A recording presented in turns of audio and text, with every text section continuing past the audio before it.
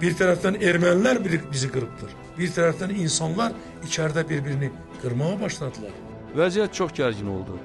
Mən Azərbaycanın parçalanmasından qorxaraq Bakıya gəldim və yeni bir həyat başladım.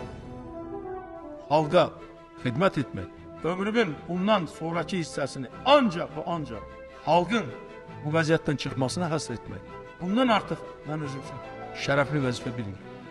Azərbaycanın müstəqilliyi, Azərbaycanın dövlətçiliyi, Azərbaycanın ərazi bütövlüyü, Azərbaycan xalqının difağı budur mənim mövqeyim. 100-dən çox köçkün qəsəbəsi salınmışdır və o vaxt bizim o qədər də böyük maliyyə imkanlarımız da yox idi. Ancaq olan qalan vəsait də bax o məqsədlər üçün istifadə olundu. Bu bir yol göstəricisi idi. Yəni Ulu Öndər göstərmişdi bizim hamımıza ki, bax biz ağır vəziyyətdə yaşayanlar üçün gərək şərait yaradaq. Azərbaycanın müstəqilliyini qorumuşam, qoruyacağam.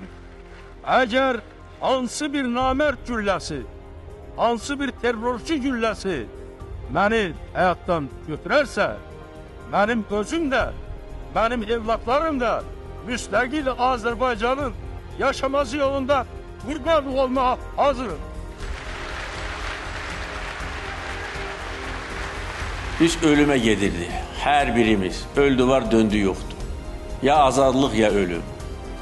İndi də ölümə getməyə hazırıq. İşğal dövründə mənim keçmiş köçkünlərlə çox saylı görüşlərim olmuşdur.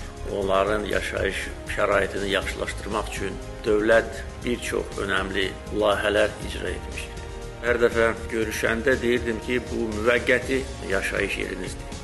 Gün gələcək və sizin üçün azad edilmiş torpaqlarda daha gözəl şərait yaradılacaq. Mən buna inanırdım, bütün xalqımız buna inanırdı, bu fikirlə yaşayırdı. Bax, bugün gəldi, artıq bu reallıqdır.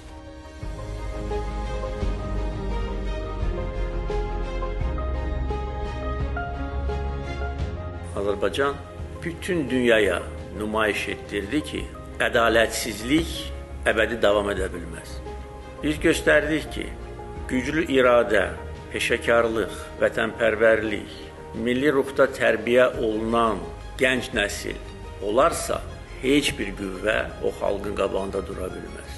Bu torpaqlarda yaşamış və oradan köçmüş, eyni zamanda bu torpaqları heç vaxt görməmiş uşaqlarınız, nəvələriniz burada rahat və xoşbəxt yaşayacaq, öz dövləti ilə, xalqı ilə həmişə fəxr edəcəkdir.